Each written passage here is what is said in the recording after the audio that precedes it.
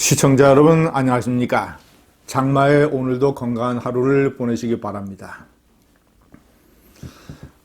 현직 검사장 한동훈을 내쫓고 사법에 올가미를 씌우려고 했던 권력의 음모, 그 결정적인 증거가 하나둘씩 드러나고 있습니다. 권경의 변호사, 민변과 참여연대에서 활동을 했던 대표적인 좌파 변호사 중에 한 사람입니다. 보안법 폐지 운동과 공수처 지지. 그러나 최근에는 이 검찰 개혁에 대해서 상당히 비판적인 의견을 내서 문재인 정권의 상당히 곤혹스러운 입장에 처하게 만든 그런 인물이죠. 권경의 변호사가 어저께 폭로한 내용은 상당히 충격적입니다. 우선 페이스북에 올린 글을 제가 한번 읽어봐 드리겠습니다. 이른바 한동훈 검언 유착이라고 하는 일종의 내용도 없는 유령의 의혹을 처음으로 폭로한 지난 3월 31일의 MBC 보도. 그 MBC 보도가 있었던 날, 그 일찍 받은 전화를 얘기하고 있습니다.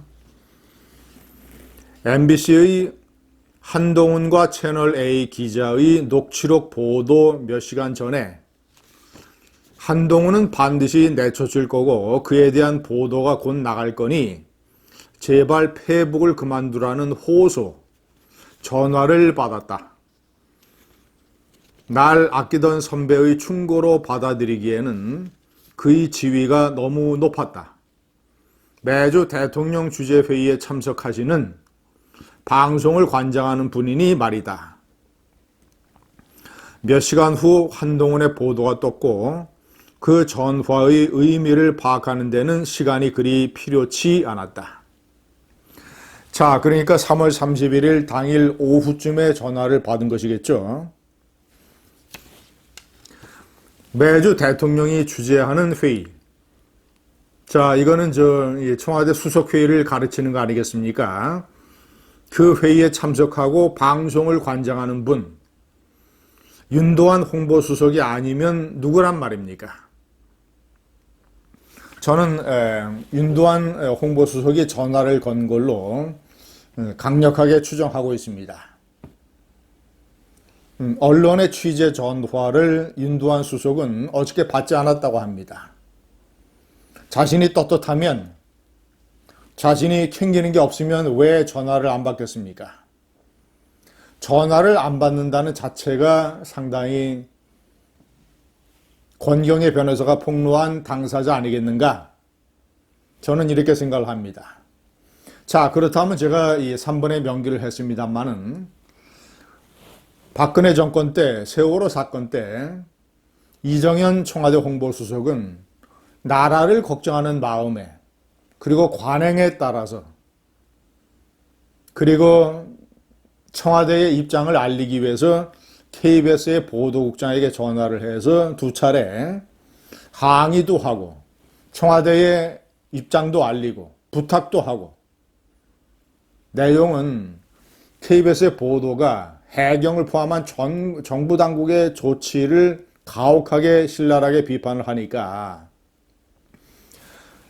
지금 사건 초기에 무엇보다도 해경을 중심으로 해서 구조작전을 펼치는 것이 중요한데 지금 해경과 정부를 이런 식으로 막 까면 어떻게 하느냐. 그것은 나중에라도 할 수 있지 않느냐. 그리고 어떤 특정 보도와 관련해서 보도를 다른 것으로 바꿔주든지 아니면 보도에 나간 녹음을 다시 해주든지 이런 식의 얘기를 했습니다. 다시 한번 말씀드리지만 나라를 걱정하는 마음에 자 그리고 이 청와대의 홍보수석이 언론에 전화를 걸어서 청와대의 입장을 알리겠다라는 이런 것을 압력을 넣었다고 방송법 위반이라고 외부에서 개입을 했다고 법원은 벌금 1,000만 원을 때렸습니다. 유죄 판결을 내렸습니다. 이 정도 가지고 이 법원이 1,000만 원의 유죄 판결을 내렸는데 권경의 변호사가 폭로한 저 내용 정도라면 권력과 MBC가 짜고 한동훈을 억울하게 축출해 내려고 하는 그런 음모가 있었다는 것이 상당히 명백하게 드러날진데, 저것은 이정현 전 홍보수석의 유죄 판결보다 몇 배나 더 무거운 죄가 아니겠습니까? 만약에 저게 사실로 드러나게 된다면 한동훈 축출 음모에 윤도환 청와대 홍보수석이 개입한 것으로 만약에 드러나게 된다면 그는 벌금이 아니라 징역형을 선고받아야 마땅할 것입니다. 자, 이 윤도환 수석으로 추정되는 인물, 저는 단정을 하지 않았습니다. 권경의 변호사의 이 발언 내용에 따라서 추정을 했을 뿐입니다.